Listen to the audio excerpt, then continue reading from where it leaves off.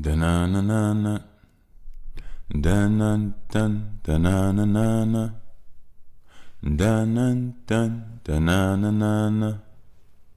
Da-na-dun, da-na-na-na-na. Da-na-dun, da-na-na-na-na. Da-na-dun, da-na-na-na-na. Da-na-dun, da-na-na-na-na. Da-na-dun, da-na-na-na-na.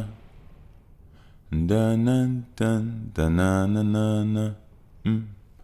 Da-na-dun, da-na-na-na-na.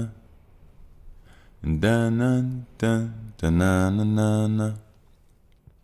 Da-na-dun, da-na-na-na-na. Da-na-dun, da-na-na-na-na. Da-na-dun, da-na-na-na-na. Da-na-dun, da-na-na-na-na. Da-na-dun, da-na-na-na-na. Da-na-dun, dun, dun, dun, dun, dun, dun, dun, dun, dun, dun. Ooh, I did peak. I peaked. Welcome back, gods and goddesses.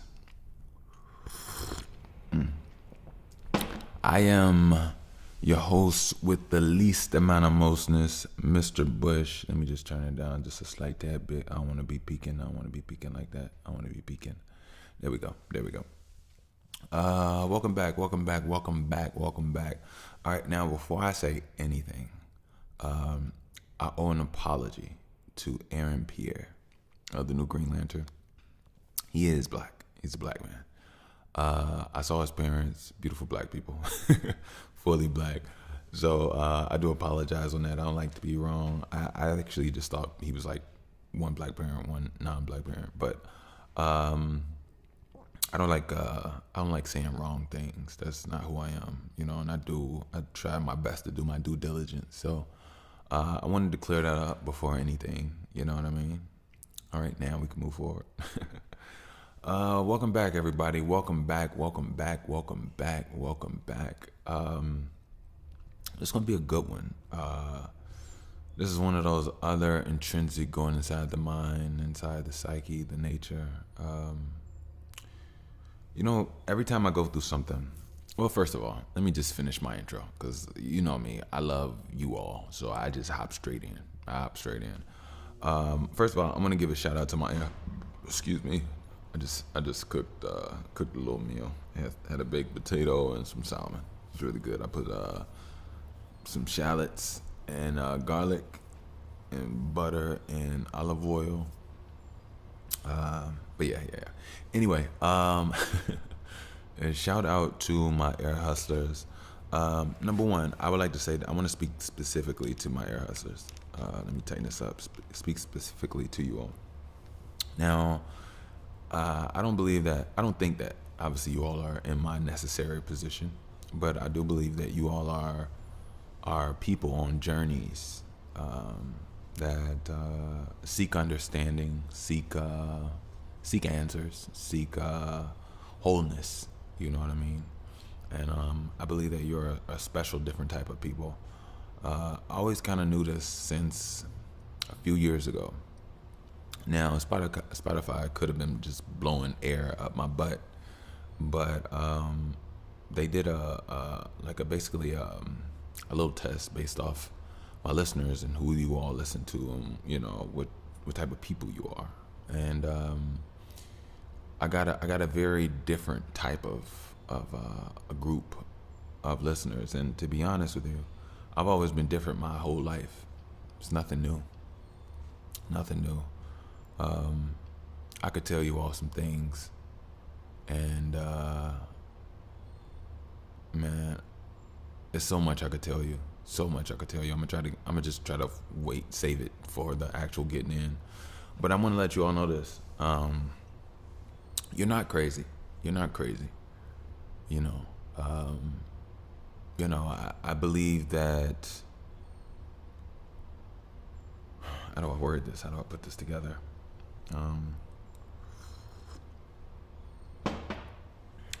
how do I put this together? How do I word it, man? And it's so funny. I'm on the place to talk and do the only thing I do.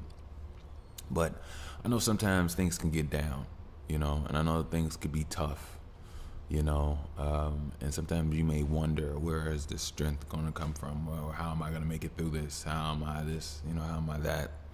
The who, what, where, whens, and whys. And I'll tell you all this. The strength isn't going to come from anywhere other than you. You make the decisions that change and alter different, people call them timelines. There's nothing wrong with timeline. It is timelines, but you alter you. The work that you put in today makes things a little bit easier for tomorrow. The work that you neglect today makes things a little bit difficult for you tomorrow. How you speak, how you feel, how you control yourself alters what comes your way and what distances your way. This year is that, by the way, ironically. And, we have more power than we know, than we're made to believe. You all have more power than you're made to believe. You tune into this show. I'm always going to existentialize and amplify your brain waves, your mind, open you up as much as I possibly can. Because no matter what happens to you, no matter what you go through, strength is being able to remain who you are without losing who you are.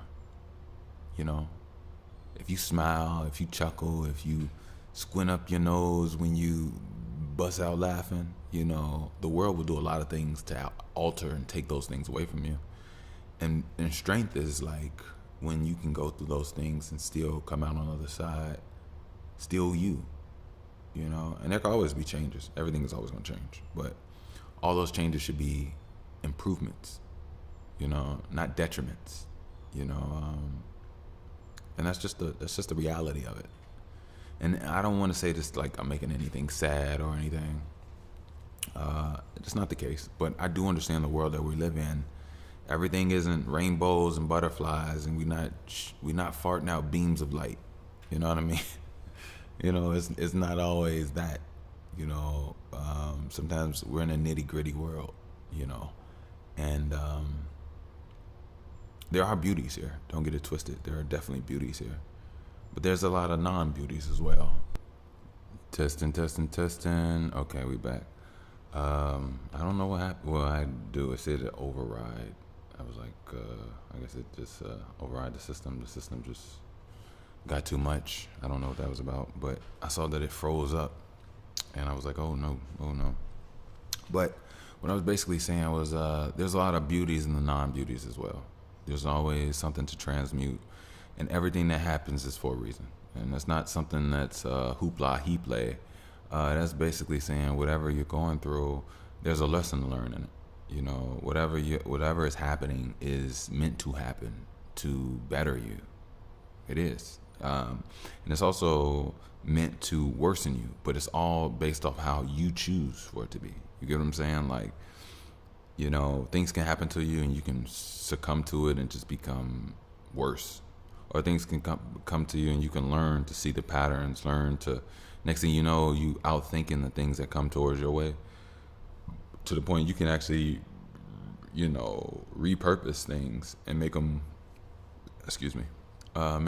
useful for your benefit. So, I will say this. I will definitely say this. If you're here listening to this show, and this isn't no bullshit, this is just real talk. If you listening to me, I'm not a millionaire. A whole lot of people don't know me, but I've been through some trials and tribulations, and I'm here. I've survived. So if you're here and you're tethered to me, you have to be something. You have to be. You know what I mean? Don't just think that you're nothing and life is just, no. There's something special here.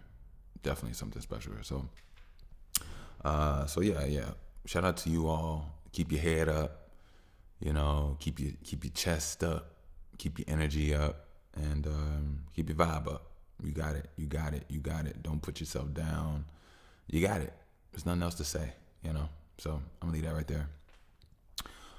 New listeners, welcome, welcome, welcome. I do plan on being your favorite podcaster. I do. That's not my goal, but it's just what I do just by breathing. I'm not even gonna lie to you. I love being here, number one. And I'm in a season, you know, I don't know if you all know, I don't know if you all care or even, pay attention. But lately, 555 has been really, really stalking me lately. And, I've been through a lot, and I know some changes are coming. I know a lot of changes are coming. I know abundance is coming for me. I know great health. I know great thoughts, great ideas, great strength, great friendship, great love, great admiration, great appreciation, and a likeliness is coming towards me. And I hope that I can emulate the goodness that does come my way, to assist in not only your journeys but your day, your time, your heart rate, your central nervous system. I think that I could be a good benefit to you all, and little do I know, or little do you know, who knows what will happen and how we'll affect each other. But as a new listener, I definitely can tell you that I can sense you. I can definitely sense you, and shout out to my ear hustlers, because I've sensed them. That's what actually grew this connection. You know what I mean? So I wish you all nothing but the best. Get comfortable, and hopefully you'll be a regular every week. We here every Tuesday, so you know how we do. Dum dum dum. You know what? A part of me wants to actually start everything off with a song or something, but I ain't gonna lie to you. I really do just want to pie right now. I love the song and music with it. I do. You all know that. I wish I had the right perfect song right now, and I probably do to some degree, but I also probably don't. And the reason I say I also probably don't, because I have a new whole understanding and feeling and updates of everything. And to be honest with you all, I haven't made any music in weeks. Nothing, nothing, not one song. I haven't done anything, right? And that's usually not like me. But I will say this. I've been so behind on energy, and I literally had to let myself restore. I've been getting a little bit more sleep, as the days have gone. And I'm really thankful, honestly. I'm not even gonna lie to you all. I am so thankful. I'm thankful that I stopped smoking. I'm thankful that, things in the past didn't work out that I really was gun-ho or head over heels for, from women to job opportunities to friends to making teams to anything that my journey. And it's so funny, I look back on so much at times, and it's like, okay, universe, what am I supposed to do with all this information? It's like all this life lived, you know what I mean? And it's still continuing to be life lived. And the only thing that comes to my mind after everything is just filtering through my consciousness is just thankfulness. I'm thankful. Hey, look, y'all. Another thing I gotta tell y'all. So I realized I am a crybaby. Yeah, I'm a crybaby. Now, I'll be honest with you. I was never a crybaby until recently. But now it's I can't even control it. It's this surge flows from the depth of me, and next thing you know, it's oozing over out of my eyes, and then it's coming out as tears. But I'm not fighting it no more. I'm not fighting that at all. I love it. I'm gonna continue, because I know that this is definitely his healing. I can never say I'm healed. Shout out to AJ McQueen. He has a verse in one of his songs, and he was like, I'm gonna stop saying I'm healed, because it's like an everlasting process. And it's so true. You know what I mean? I've had moments where I said I was healed and found out that it was still some residue in there. You know what I mean? But it's a process. It's definitely a process. And I am a crybaby. I am a fucking crybaby. Now, I'll be honest with you. All right, let me stop cursing. Sorry about that, because I know people want to listen to this with their kids. I do apologize. And I like to listen to this with my daughter. I'm a crybaby. I'm a crybaby. Now, the thing about me being a crybaby is I only really cry here with you all. I know that sounds crazy, but yeah, I don't just be out and about crying. Except for this one moment that happened yesterday, you all. Oh my God, let me tell you all. So, I don't know if you all know, but in my life, I'm gonna try to speed this up because I want to make it seem like a hoopla sad and going back over stuff. It's like every time they do a Batman movie, they gotta reiterate how Bruce lost his mom and his dad. No, that's not what I want to do. But what I'm saying is, I'm alone in life. You know what I mean? It's me, my daughter, and her mother. And me and her mother are not on good terms. It's not that I'm on any bad terms. I'm on a just like no interaction term, because everything is being used against me, and things are just negative all the time. So I just stay to myself. You know what I mean? I stay to myself, do me. But outside of that, growing up and things up until my daughter was born, my family was not present nor supportive, and very negative, very just narcissistic. And I don't even want to be one of those hopping into those words and stuff, but like when I actually thought about how they handle things, how they operate, it's all a detriment, you know, but only if you allow it to be. For me, it strengthened me. You know, it made me a beast. I'm not even gonna lie to you. It made me a beast, but at the end of the day, I have to walk alone. And as I walk alone, my offspring walks with me. So I guess we're not alone, but we don't have a lot of people. You know what I mean? And but we do have a lot of people. I have you all. I have the world. And my daughter, she doesn't really spend a lot of time with other kids or a lot of other people. Mainly because I'm very protective of her, but also just the way things have formed. You know what I mean? The way things have aligned. I'm not as close with people that didn't do me right. So if you didn't do me right, how could I, like I said before, how could I come back around to people that have had malicious intent, evil intent, and just give you my most precious, you know, my most precious, I can't say thing, my baby is not a thing, my most precious entity, you know, that comes from me. How could I hand that over to those that have slapped and burnt my hands? You know what I mean? So I keep her to myself, and I do my best with her. Me and her mom, to a degree, we do our best with her, you know. And one thing I've noticed, my daughter she's very shy, very shy. She gets nervous around like kids, you know what I mean? I take that back. She doesn't get nervous. I take that back. That's actually incorrect. She doesn't get nervous. She gets shy. And,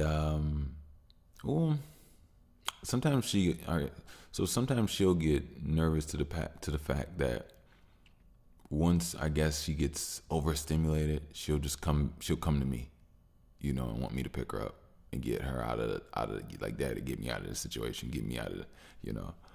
And you know, for her sake, I'll you know, sometimes I'll pick her up, but then sometimes I'll just be like, no, baby, you gotta work that out. You gotta feel that energy, and you gotta work that out, you know. And she tries, she does it. She actually, I'm very proud of her, very proud of her. So yesterday, I took her, actually, let me tell you all something before that happened. It's the same, actually, it's literally, the moment I'm about to talk to you all about is literally 15 feet away from the moment I was just talking about. So there's a park by my house that I take my dog and her on a certain route, and we go to this park. And on the way to the park, there was a police officer that was like patrolling, driving by, and he looked at me like maybe twice before I got to the park. And I noticed the car, but I didn't notice the officer, right? And So my mind is so funny. So great. I'll keep talking. You all understand why I'm so funny. So as we got closer to the park, I remember he had drove down the street. It was a one-way street. And I was about to take my daughter and my dog across the street. And he stopped in the middle of the street. I guess he saw us at the corner. And he started to reverse back. So as he was reversing back slowly, he kind of waited for us to like just cross. So we crossed the street. And then we got up to the park. Now, we didn't walk into the park yet, which I was just about to tell you all the story of. We were like I said, 10, 15 feet away from the park. And he pulls up on me, honks his horn, and I turn around, look at him, and I notice him. I recognize him.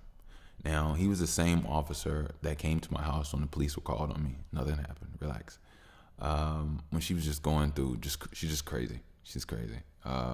It's one of those moments where it was a real bad night.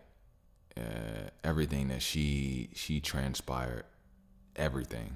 You know what I mean? I'm talking about yelling at the top of her lungs, exciting my baby, scaring my baby, making things unnecessarily, whatever. I had my dog on Fritz, had my dog bite me in my face.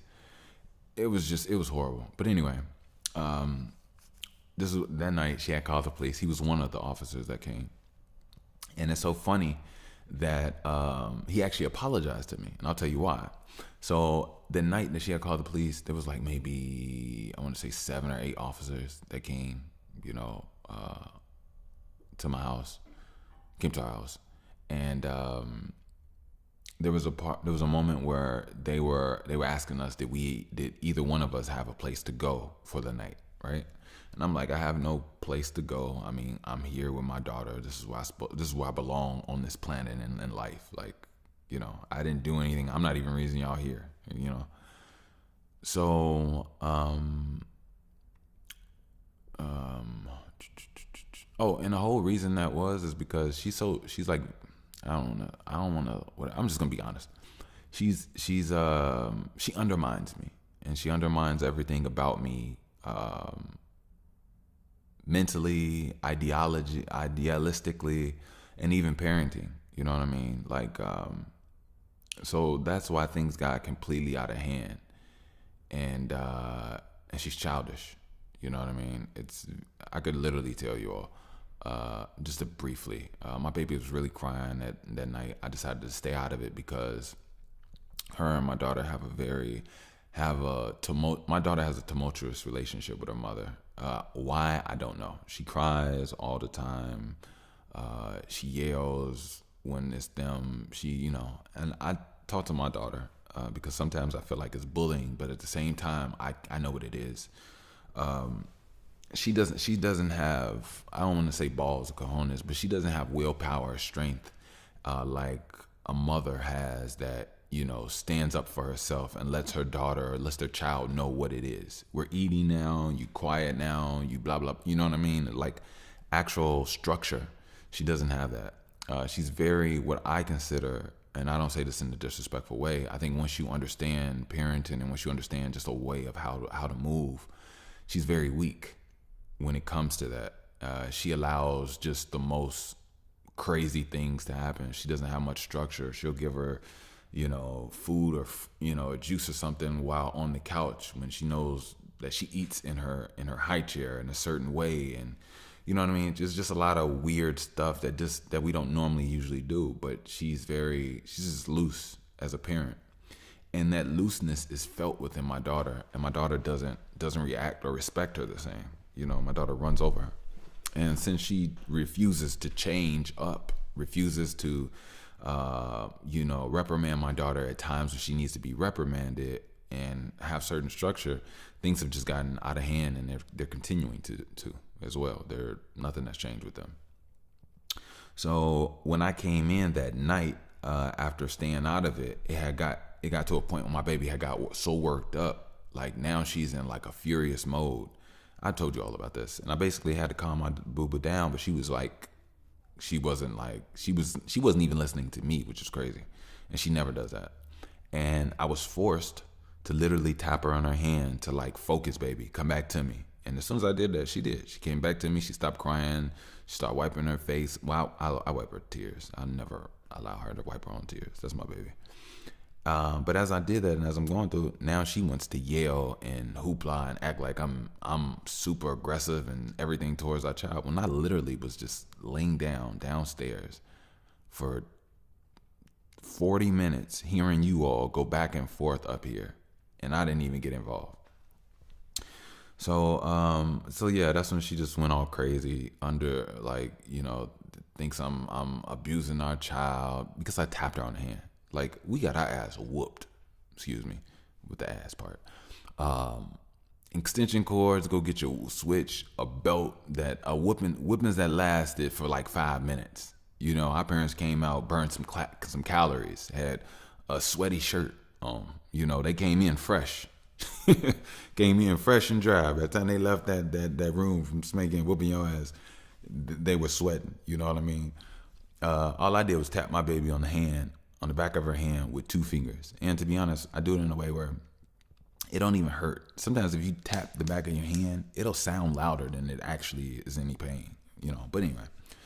So yeah, then she starts going at me, getting all irate, yelling at the top of her lungs, got the dog, all whatever, blah, blah, blah. So that's why she ended up calling the police, because I told her to be quiet and stop all this, but she wouldn't. She just went on and on and on and on. You ain't my daddy, blah, blah, blah. Which is so crazy because she lies to her daddy and doesn't even listen to her daddy. But that's a whole nother story. But anyway, so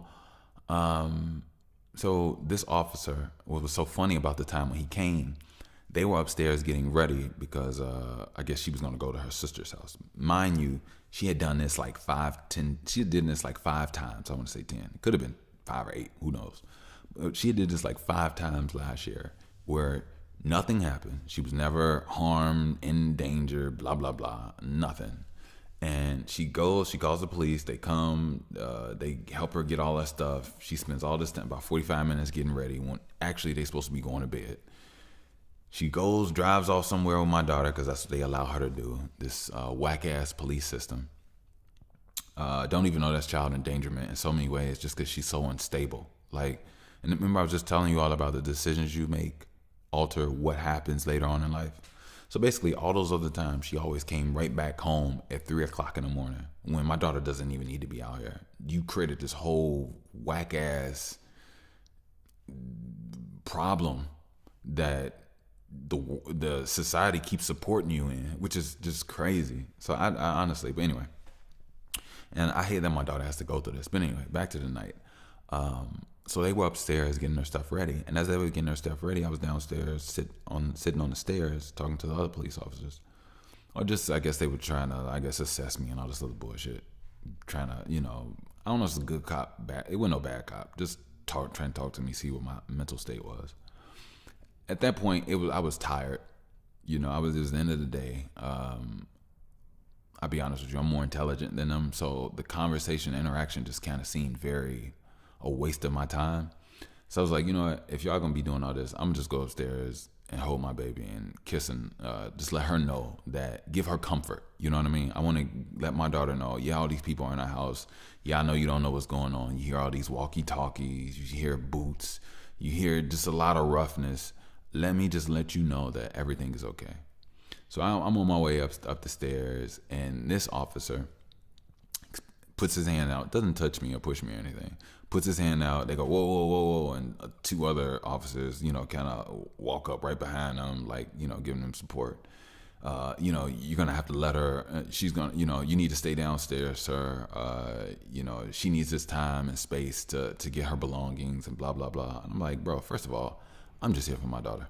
Like, y'all can do whatever y'all want. I'm here to hold my baby. You know what I mean? So they went through the whole trying to block me and everything. So I'm like, okay. At this point, I was starting to get a little heated because at this point, nobody's going to come between me and my daughter. But I also saw my daughter, and I also know if I could turn things up, or I could allow things to maintain at the level that they're at. So I looked at my daughter, saw her in the eye. I saw she was okay. She looked at me. She was basically copying me. So I knew if I stayed calm, she would have stayed calm. So I let it go. A couple minutes later, I get her. I bring her downstairs. We're with the other officers.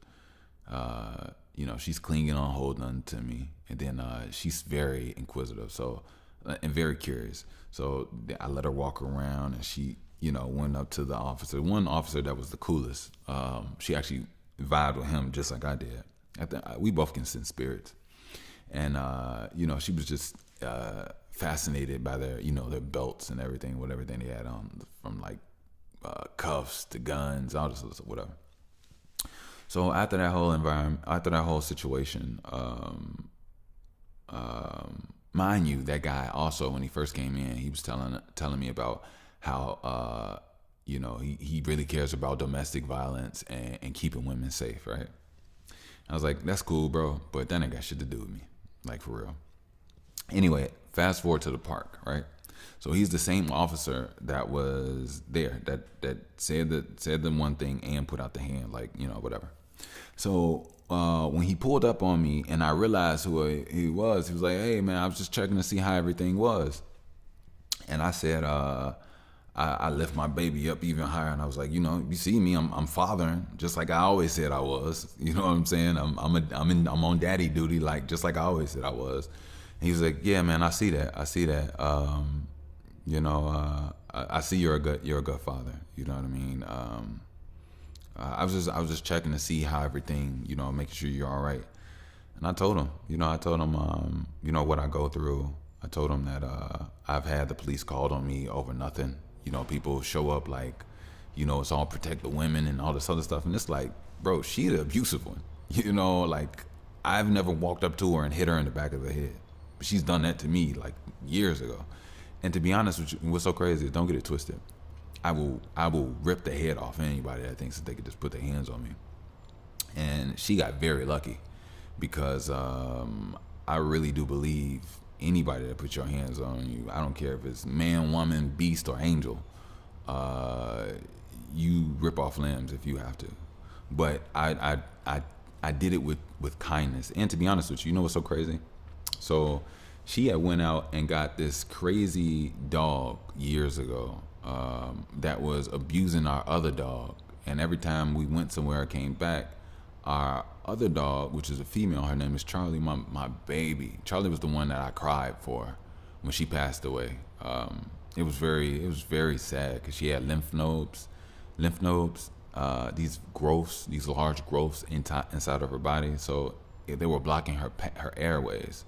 So it got to the point where she couldn't go to sleep, because if she went to sleep, she couldn't breathe.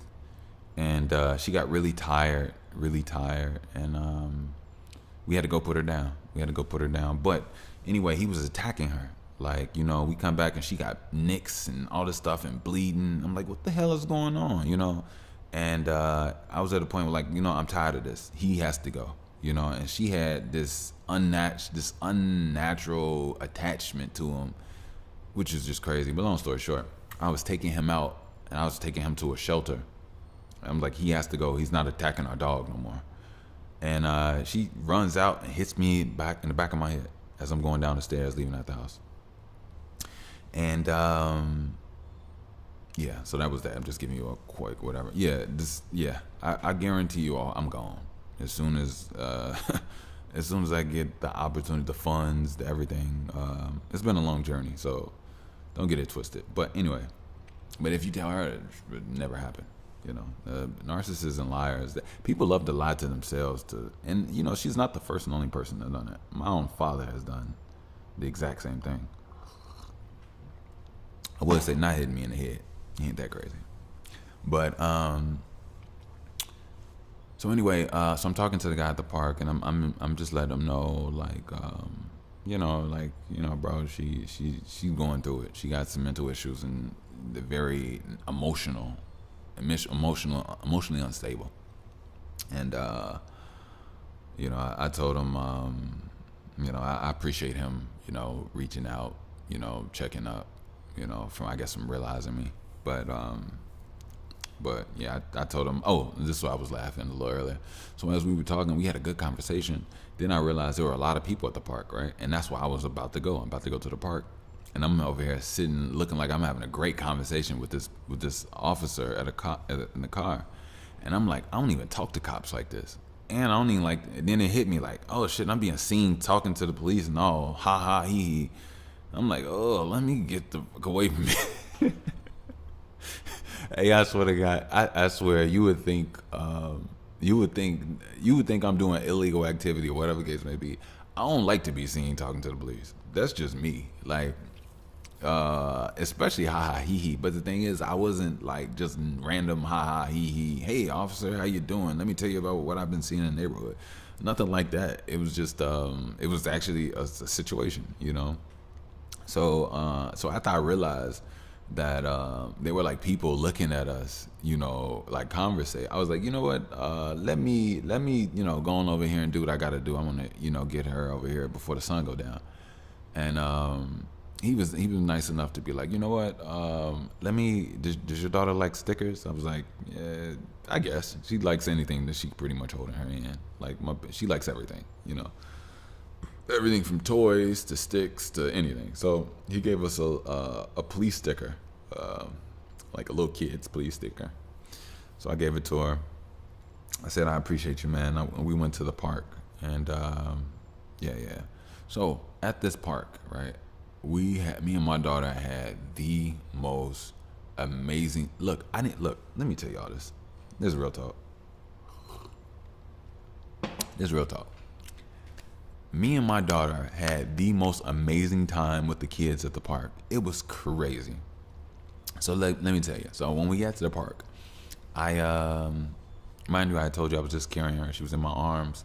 So right as we got to the steps to walk in, like where the chips, the little wood chips and stuff are, I put her down and I helped her with her hand to walk over, because at this point I want her to like feel and walk around and get the vibe.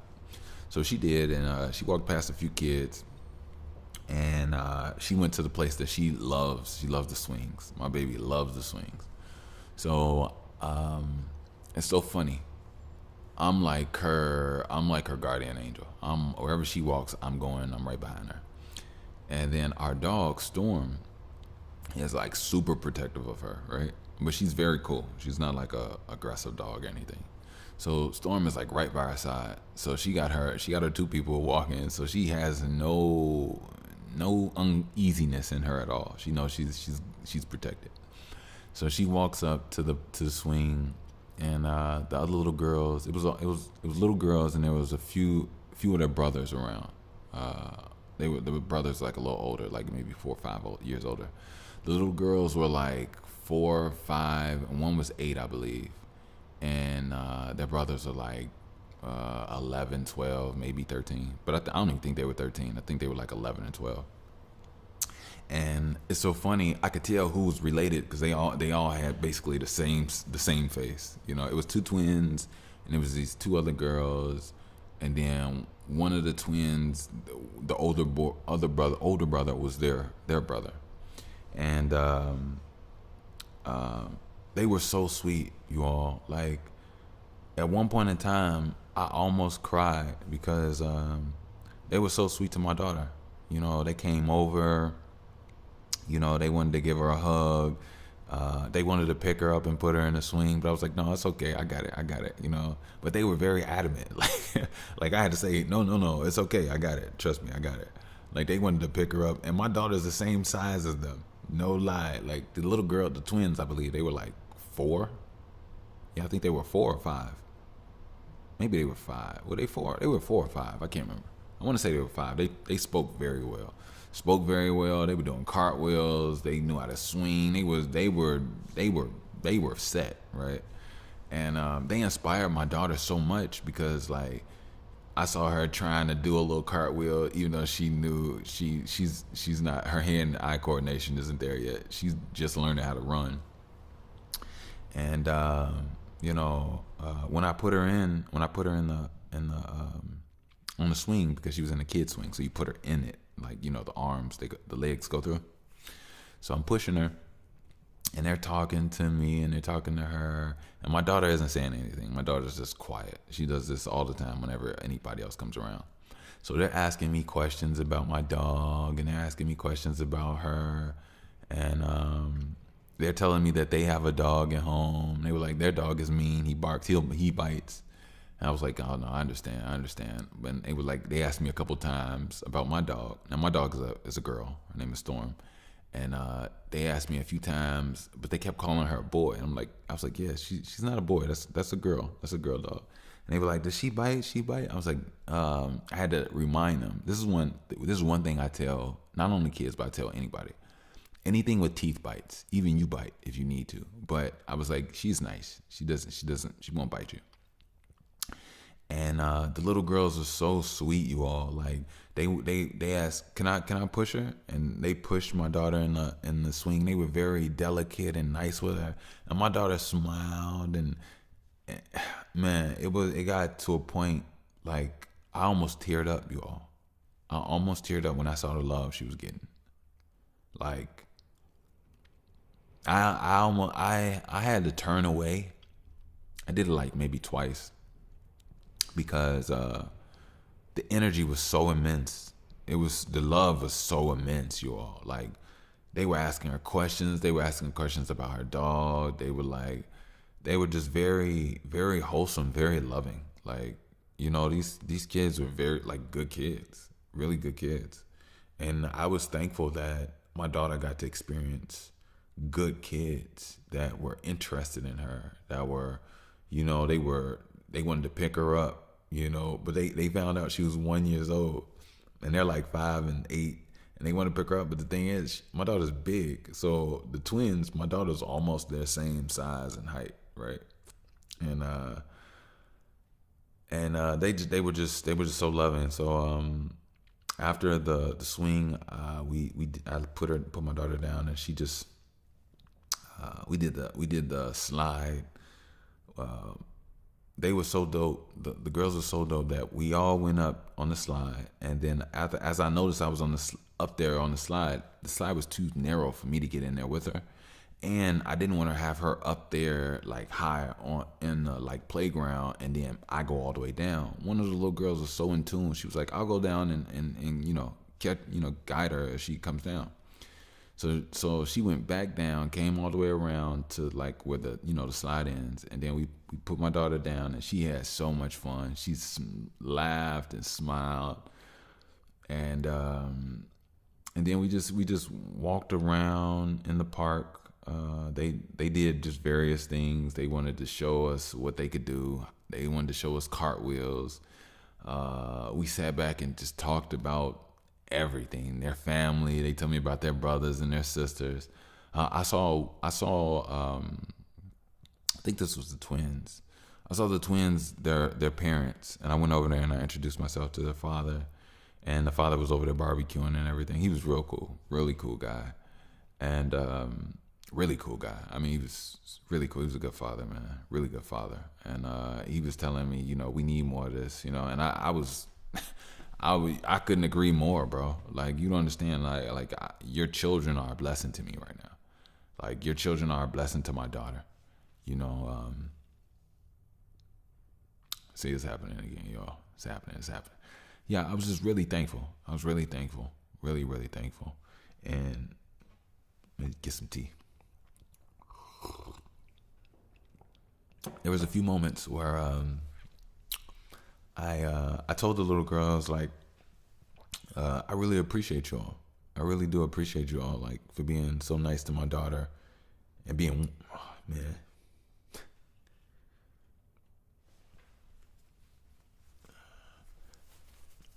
And I'm gonna give y'all some raw emotion. Now, I'm putting my life out there, but everything isn't about me. You know what I mean? Everything isn't about me. It's how you can learn and take from it, and understand that there's always hope.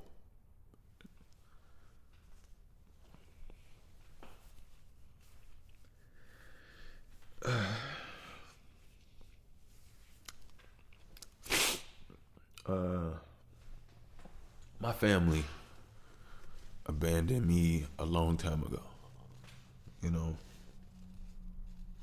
My mom and dad. And the time that they did have me, they did nothing but sabotage. And and blame me and make shit bad. But it's not about that. What it's about is, it was so beautiful that these strangers, these little girls, have shown her more love, than my family has.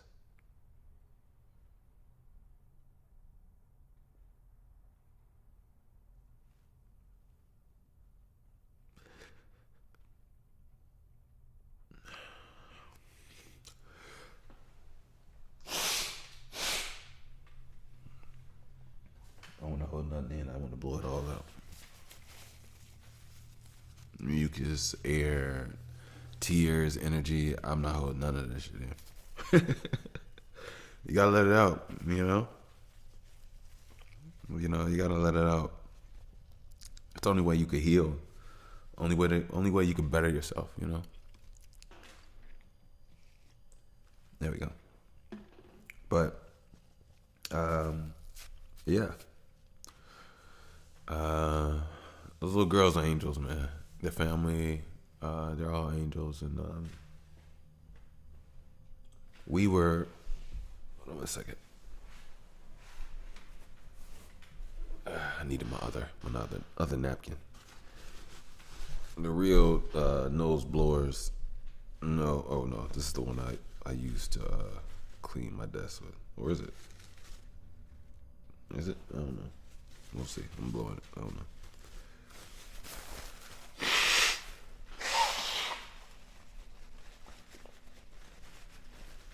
Hey, you know what's so funny?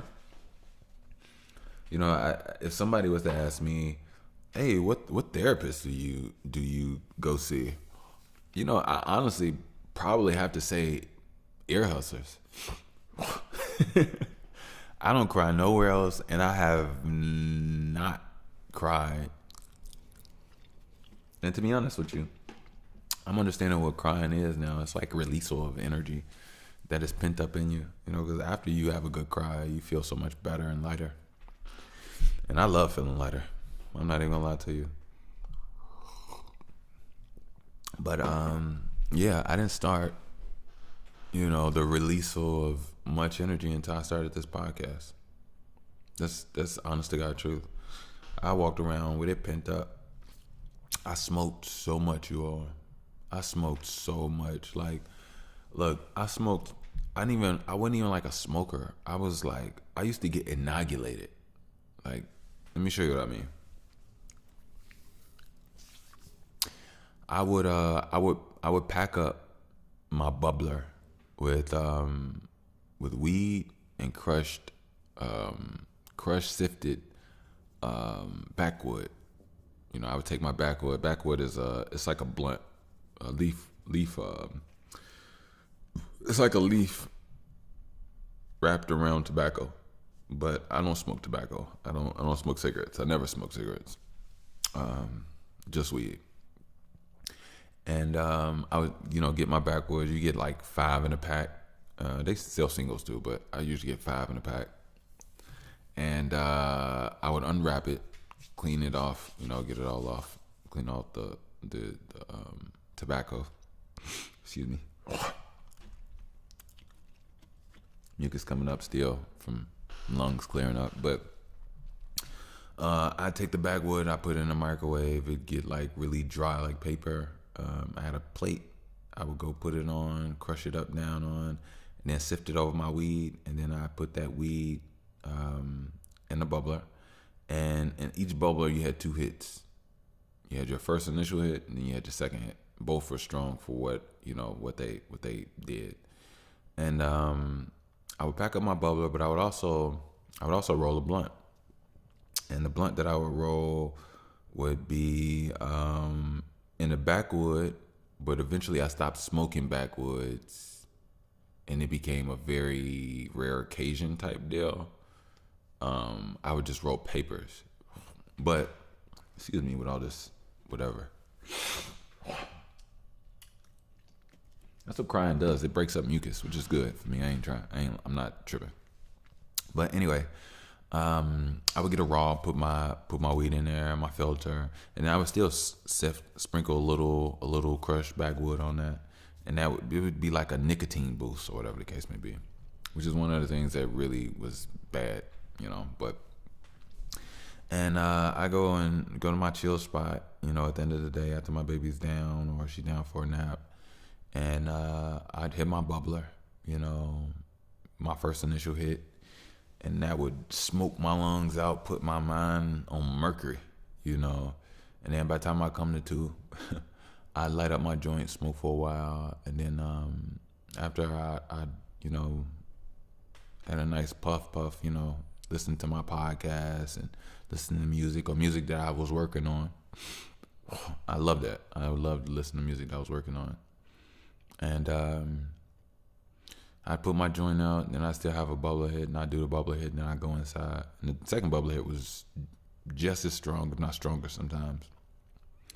And then I come in, and I would make music for hours. Make music, make podcasts. And that was how I operated. Or sometimes I come in and I would work out. I didn't work out a lot like that. I usually would work out like beforehand, fully, But hold on, just making sure my nose is. Can breathe, man. Ugh. Y'all I do not want to hear all that, but hey, I'm getting cleaner. I'm getting better. And I'm not even sick. I'm just, this is what happens. I told you all, when you smoke, you damage your cilia, which are these hair-like structures that allow you to pull in the oxygen. Once you stop smoking, they grow back. And once they grow back, they induce a detox regeneration in your lungs and body. So they basically clean you out when they come back. Mine came back, and they are cleaning me out like crazy. I have no problem with it. I'm not where I used to be. I'm so much better, breathing better, everything. So I just take it with a grain of salt. But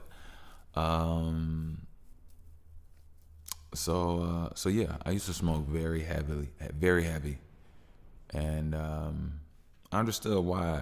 Like I told you, I had abandonment issues. I had just certain things that never really quite, I was never ever really able to quite notice in my younger years when my brain wasn't as mature. But as I matured and as I got a chance to see what my life really truly was, how it really came to be, I know that there were some changes I had to make. And I also know that like there was a version of me before any of that where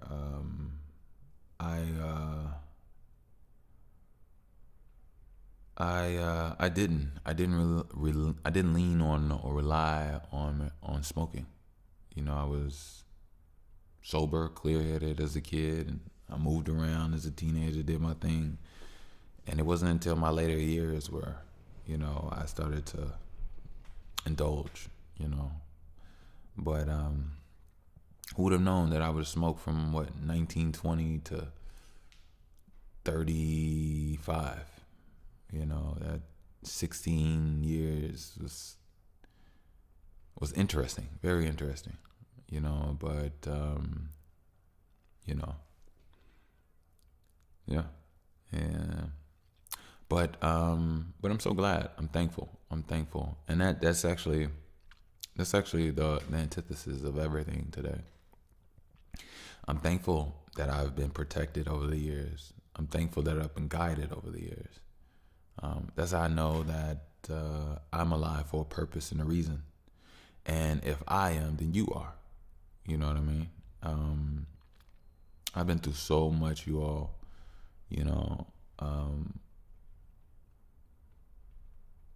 Looking back on it, it's crazy. It's asinine.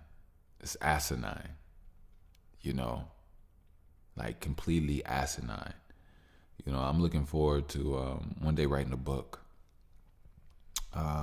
It'll definitely be a series. Number one, it'll be a book about what I went through and how things were.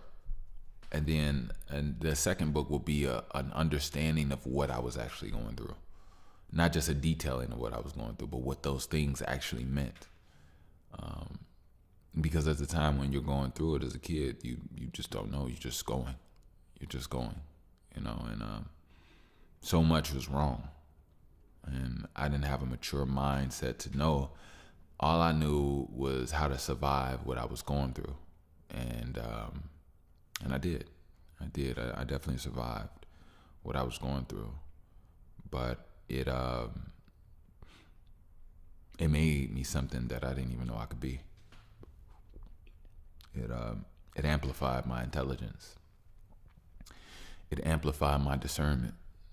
You know, it amplified me reading people. You know, it amplified me reading myself, knowing how I truly feel, not lying to myself. It amplified, you know, my empathy. You know, even though I've always been an empathetic person, like I've always been able to read, I always cared about others. There's only one person I feel like I was ever an asshole or bully to. I think I told you all about that. This guy named Rudy from middle school. But like I said, like I even reached out to Rudy and just gave an apology. Funny thing is, Rudy told me like he didn't even notice or feel like it was that way. And I was like, oh, word. Maybe it's just something he forgot or something. I don't know. But shout out to Rudy. He's a real good guy. You know, like I said, I believe I saw a picture of him and his daughter years ago, or whenever I saw it some time ago. But shout out to Rudy, real talk. Him and his family, I wish him nothing but the best. Everybody from that time in my life, everybody, I wish them all the greatest, all the best, and their children. You know what I mean? I wish nothing but the best for their children, them, their families, their loved ones. That's just how and where I'm at with it in life. I don't have a hateful bone in my body. I really don't. You know, even with those that like my parents, there's distance. Don't get me wrong, but it's not like negative, bad, like tumultuous distance. It's just I know who you are. You know who I am, and yeah, I'm gonna keep what's sacred and move accordingly. You know, and there's no bad blood on my end, like for real. I've literally given up that tightness in my heart and my chest for certain people. You know, yeah, completely. But I realized lately that I'm not alone. There's billions of people on this planet and trillions more off of it. We are not alone.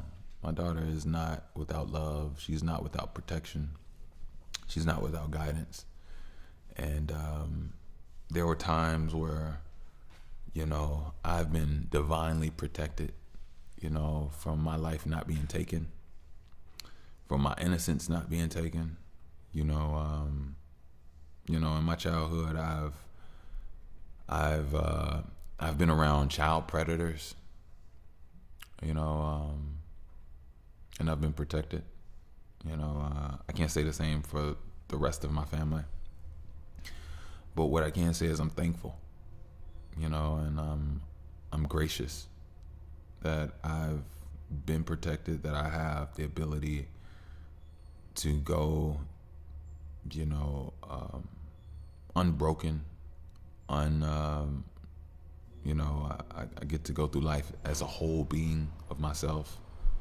And, you know, I feel for those that have had parts of them that they feel like have been taken away from them, you know, from their bodies, their minds, you know, and a lot of them been misled so bad that, you know, they've made decisions that have ultimately ended up in their time being taken away from them, you know. And I haven't had to experience any of that. But I will say this. I'm so divinely scientific technology within me that I've been able to vicariously live through others. I've been able to understand what people did and grow from their mistakes.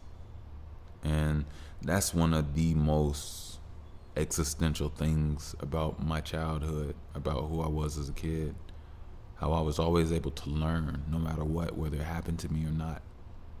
And I was highly intelligent. Like I don't even know if I didn't even know at the time. I just thought it was information coming to me. So and luckily I was able to use it, and I was strong and fearless enough to actually act and move how I wanted to. And I probably have never said this on this pod, but I want to give all grace to God. I usually say the universe, and it is the universe. I believe there's the highest creator, our creator of our universe. And they definitely have their eyes on me. They definitely have their hands on me. And I never want them to take their hands and eyes off of me, because I'm so thankful. And to be honest with you, I only want that same. I would love for that same thing to be for my daughter, and I believe it is, because when I look at her, I see and feel me, and I know she's different and special. I know it. She knows it. You know what I mean? She's gorgeous, you all. She's so gorgeous. It's so funny. Earlier today, we were at her swim class, and at the end of the class is only 30 minutes.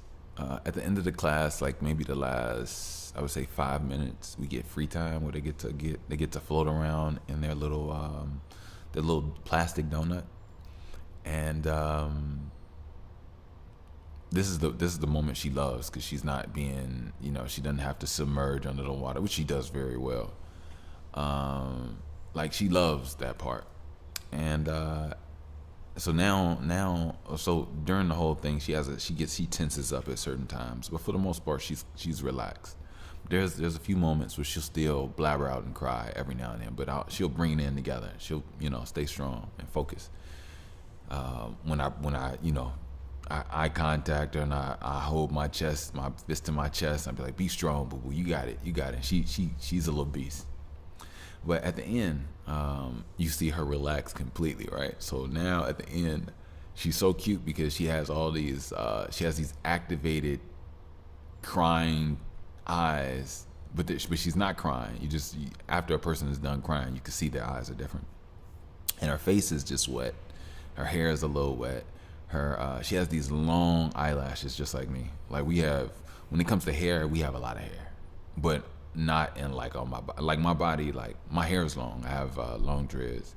I have a beard, a thick, like, dark beard. I got a mustache. My whole face is just full. Like, I'm damn near like I'm like human lion, right?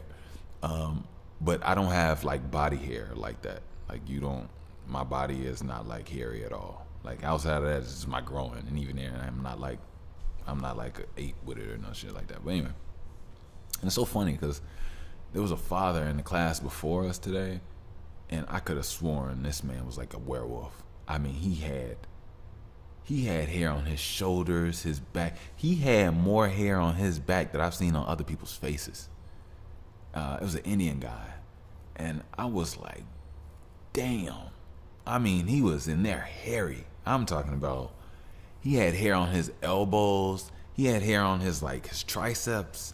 He had hair on his forearms. He had hair on his neck.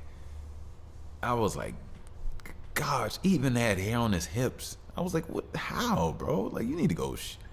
I don't know. I didn't say that. It's like, dang. It was almost like he was spliced with a monkey or something. It was weird. Like, and I don't want to seem like I'm talking shit about nobody. I'm not. This is genetics. This is family. Let them love, peace, happiness, all that. But anyway, so at the end of the whatever, she's floating in her donut, and so now she has these like crying eyes, but now she's smiling, right? Because she knows there's no more submersion, there's no more having to move around in the water. Now I just get to relax and do me, right? And she loves it because it's very soothing to her, like, just to float. And so now she's smiling, and people are seeing her, and everybody's like, "Oh, she's so cute. She's so cute." And her instructor goes, "Man, she's so cute, man." And I'm like, "I know. I tell her that every day, but me and her mom have noticed that, like, I tell her every day. So one day I know she's gonna grow up and she's gonna remember all of these things, and I don't want her just remembering that she's just a physical, beautiful being. Like, she's beautiful in and out. Like, my daughter's thoughtful, caring, all that. And she wants to help you. Like, if you're cleaning up, she wants to help you sweep, help you mop. Sometimes she'll just one time she grabbed the mop, came in where the carpet is, and just like moved the mop over the carpet. I'm like, baby, you can't mop the carpet, baby. But I'm so glad that you want to help clean up. Like, she's so sweet. But anyway, so yeah, I was telling them, like, I tell her every day, and sometimes I try my best. Like, I hope I don't, like, just, have her thinking that she's just beautiful. I tell her she's smart, she's existential, but she is all these things. She's everything. But then I always tell them, like, after I say all that other stuff, I go right back to, you are so beautiful. Because she is. She's looking at me dead in my eyes, smiling with the most beautiful face. That is my face. And I'm not even saying that in, like, calling me beautiful. I am beautiful. I'm very beautiful. My daughter is very beautiful. And she has my face. She has my face. You look at her face and you see me. Clearly. It's without a doubt you see me. And she looks like her mom, too. She looks like her mom, but she looks like people. Okay. If it's all three of us, people say she looks like me. If it's just them two out and I'm not there, her mom has told me, like, that people say that they look alike. They look just alike, and they do look alike. They really do. They really do. But yeah, my face is the most prominent thing. Excuse me. I don't want to give you all that. I really don't.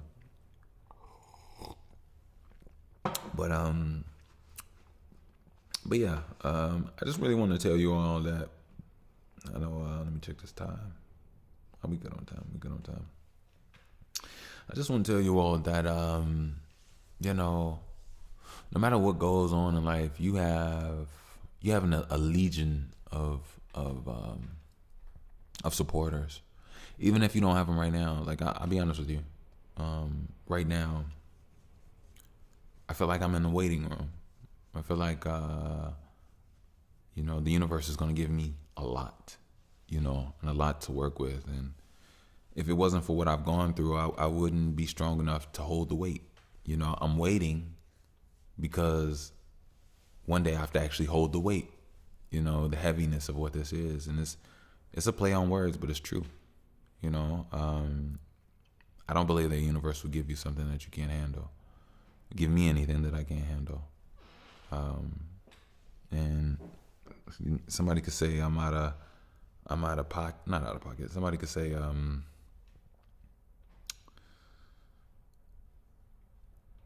getting stronger.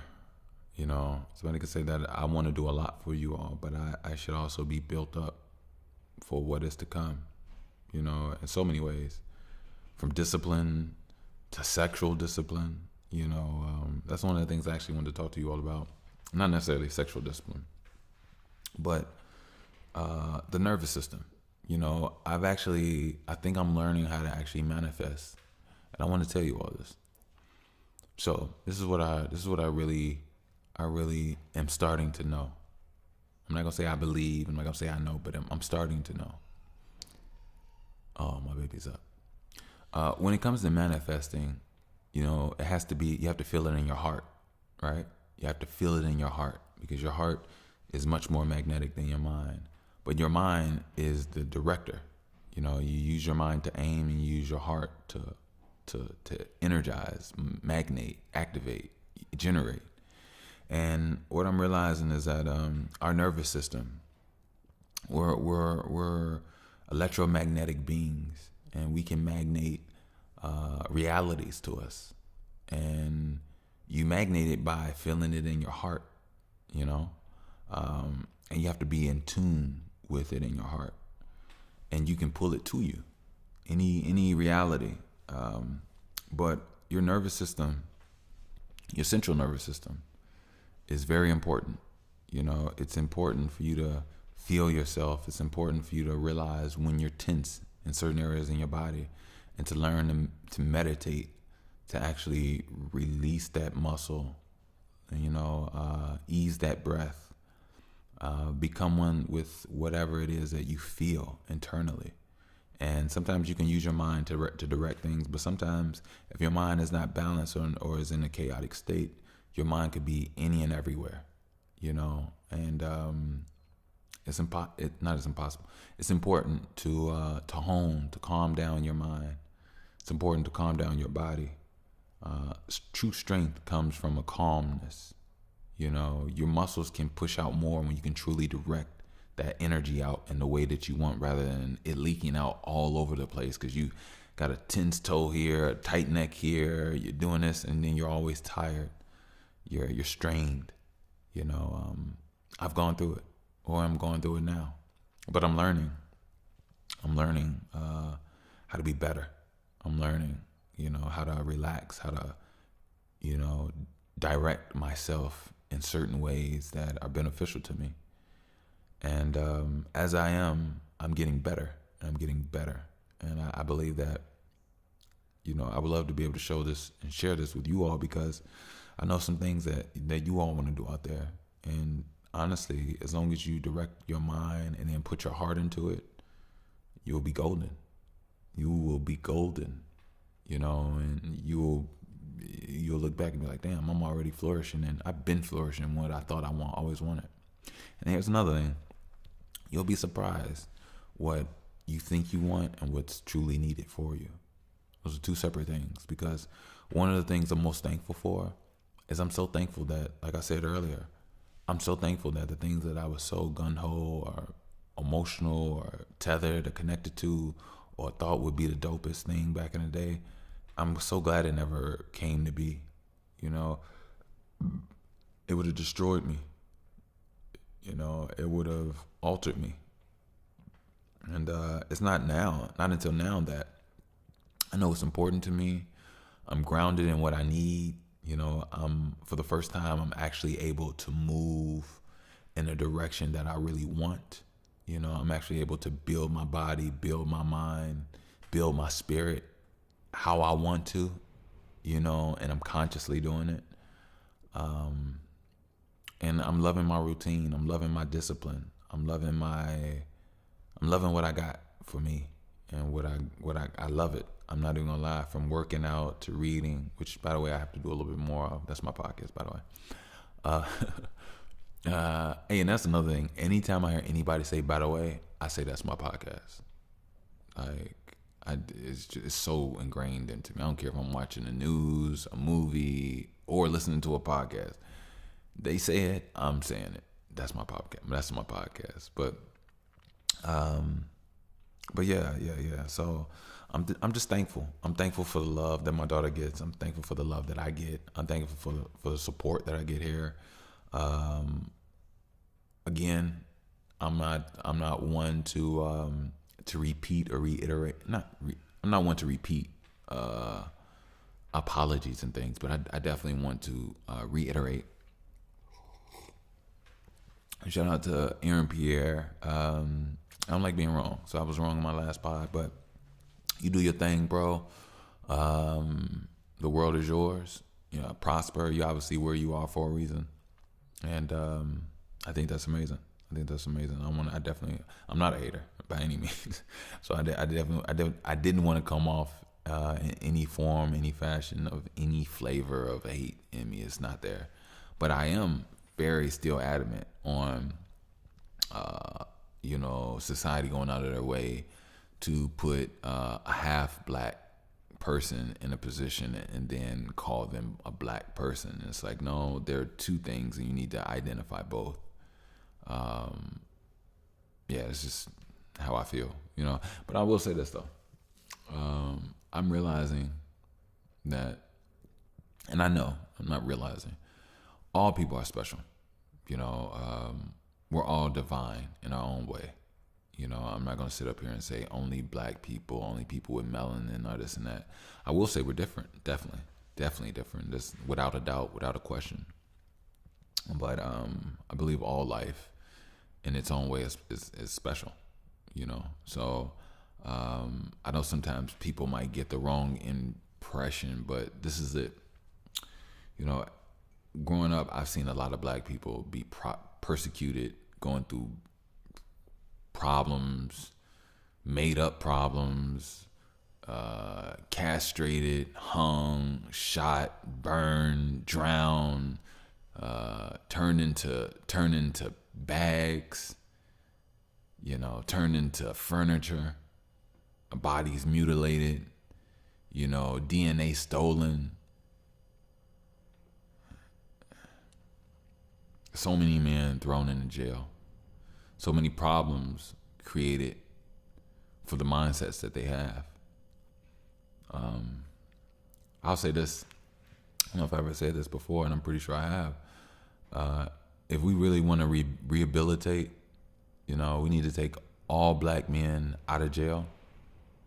We need to find an island, and we need to allow them to walk around with a ID in the form of a flower, a self-generated flower that's connected to them, that they have to keep alive, keep vibrant, water, nurture. And the flower in itself will be a representation of how and where their spirit is. And they need sun. They need earth under their feet. They need to connect back to nature. The so-called punishment, the pain inflicted by the lack of sunlight, the hard metal bars, the concrete floors, the cold nasty meals, the filthy people, as well as the filthy environments, the dry toilets with no water, or water is on certain water sources. You're turning people into animals. You're making people more animalistic. You're treating people as less than.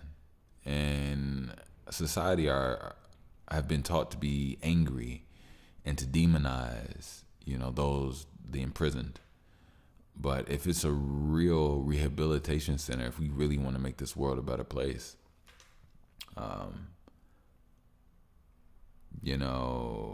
have no problem with the isolation of some sort away from society, but I also believe that there should be, real healing, real rehabilitating. Because if they come back into society and you made them animals, what do you expect animals to do? So, if you want to remove the fear and the stigma from society about people that are in prison, allow those people that are in prison to become whole thinkers, to be healthy mentally, to have actual options and learn things, because a lot of people have had opportunities and taken away, have been swayed, have not had good opportunities, have been taught wrong, have not been taught at all, had to learn everything on their own. Ever since walking, some of them had to learn to walk on their own, walk and talk, but yet you want to call them illiterate, you want to call them dumb for certain situations and things that they fall upon. And to be honest with you, you make things worse. You don't have any grace. I'm thankful and I'm blessed to be able to speak the way I do, think the way I do. But I'm not the only one that deserves, divinity within my being. I'm not. There are a lot of black men that deserve respect, deserve divinity. And it's not just black men, black women as well. There's a lot of black women that have not been taught properly, not have been loved properly, not been handled or dealt with properly. Matter of fact, probably some more worse than men, because, in this unbalanced world, whatever the case may be, the female spirit and body is sexualized and seen so much more in a 3D realm, and it's ridiculous. It's ridiculous how women are attacked. It's ridiculous how women are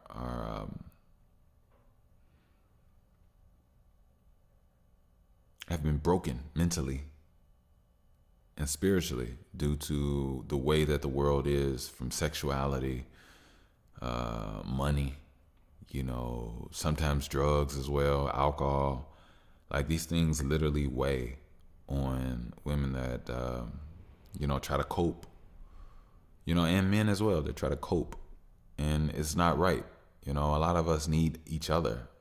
A lot of us haven't had moments that we had when we were kids because people have hardened and turned into, excuse my French, assholes, dumbasses, adults, cold beings that don't know how to have fun, don't know how to be, don't know how to build, don't know how to go out and don't know what fun is, don't know how to be happy, don't know how to make others happy, don't know how to desire others in a wholesome light. And that's the problem.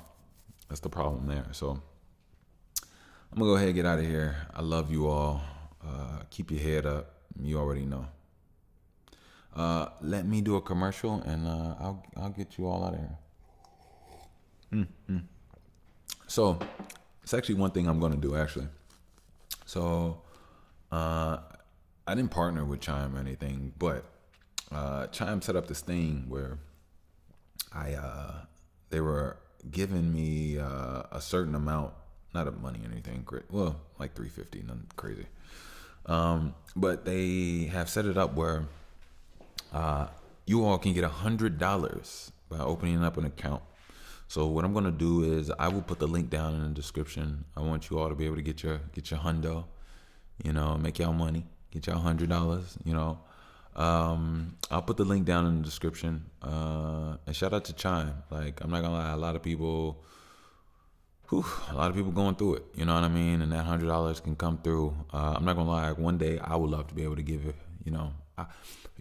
My goal, my true goal, is to partner up and make a deal, a financial deal with a financial institution, where I could do a sweepstakes here. I want to do a sweepstakes here on this show. I want to be able to put something out, if not weekly, then once a month. You know what I mean? Something nice and something substantial. Like, I would love to be able to send one listener $5,000 every month. You know what I mean? Just one random listener. You know what I mean? And I want to get that going. I really do. But I'm not there yet. But for right now, we got the Chime. I will put the link down in the description. And you all get your $100. Real talk. Open up your account. Get your $100. Excuse me. Also, I have BTW, merch, BTW, BTWT, first edition. I will put the link down in the description. As always, it's always a telepathic conversation, I should say. And if you see somebody with it on, which, by the way, we're on our way there. We're not there yet. I believe in the future we'll definitely see a whole lot more. But you see somebody with it on, you give a hug, you show some love, you give them a bottle of water, a veggie sandwich, something nice, Affy Tapple, or something nice and sweet, something dope. You know what I mean? I don't care if it's something that you do or make. Get them an electric lighter. I don't know. I really don't know. But check out the BTWTs. I will put the link down in the description, and hope you like them. They're very comfortable. Thirdly, I should say, if you would like to donate, I am more than gracious. You all have no idea. You can do so via PayPal at Wickush. That is WICKUSH. Again, that is WICKUSH. And I'm more than gracious. I'm more than thankful. You all have no idea. And lastly, save 15% at Link app on all tech. This tech you could just put on the back of your phone, back of your laptop, at your workstation, wherever you're going, and people could just swipe with the back of their phone and from the NFC reader, and they'll get everything. Your stuff will just pop up. They'll be able to click on it. They'll see all your services, products, and what you got going on for your brand, your movement, or whatever you're doing. You know what I mean? You making candles, you got a podcast of your own, you make shoes, you make dresses, you detail cars, whatever the case may be. They'll get your hole, you dig, and you'll be moving and grooving in no time. So I'm gonna get out of here. I love you all. I put the link down for everything in the bottom. Also, don't forget we got a Discord. Yes. We got a Discord, a channel, a place where we all can just come, chat.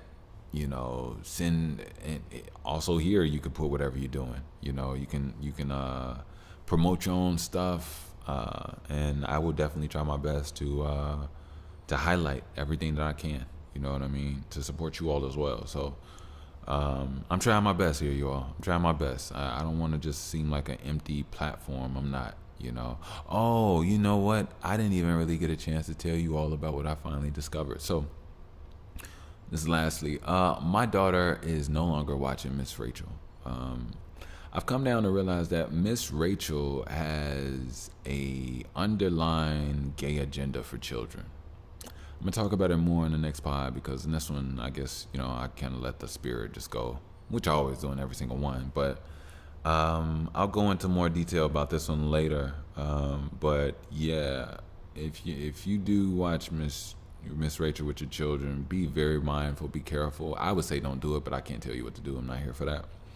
But I noticed some things that just are unwholesome, unsavory, and I'll tell you this. I've spoken about Miss Rachel in great regards with the episodes, prior episodes, and it was always something that was a little unsettling to me. And I think you all may have understood. Like I was giving her props, and I even said one day I would love to work with Miss Rachel, Mr. Bush, and Miss Rachel. That'd be pretty cool. But I don't want to be a part of that at all. I've always felt something was a little witchy when it came to that show, but the most important thing is it was almost always a weird, slightly kind of scary of how powerful that show is. But sometimes when you understand children love attention and 100% mindfulness from adults. So I just realized, I'm gonna give my baby more of me. I'm not doing that. We'll definitely find another show. We have found some other shows for, but I'll go into more detail about Miss Rachel, because the only thing I can say now at this point is she's a witch, and she's not good for your kids at all. But like I said, teach his own. You do what's best for you. I just know me and mine. No go. So everything has been switched. We are not team Miss Rachel at all. So, but look, I'm gonna get out of here. I love you all. I'll put the link down in the description for all the things, from Chime to being able to donate at PayPal, to saving some money at Link App, and more importantly, you all stay on your grind. Get you some haritaki, clean out your body, clean your gut, revitalize your hair, revitalize your blood flow, revitalize your sexual organs, revitalize your lungs, your bones, strengthen your bones, your eyesight, help it get better, reduce free radicals, and knock out any potential of cancer and all that other stuff, and just refreshing and relighten, re-energize your body. You know what I mean? I guess with that said, I'll let you all go. I love you all, and I wish you nothing but guidance and protection. Peace.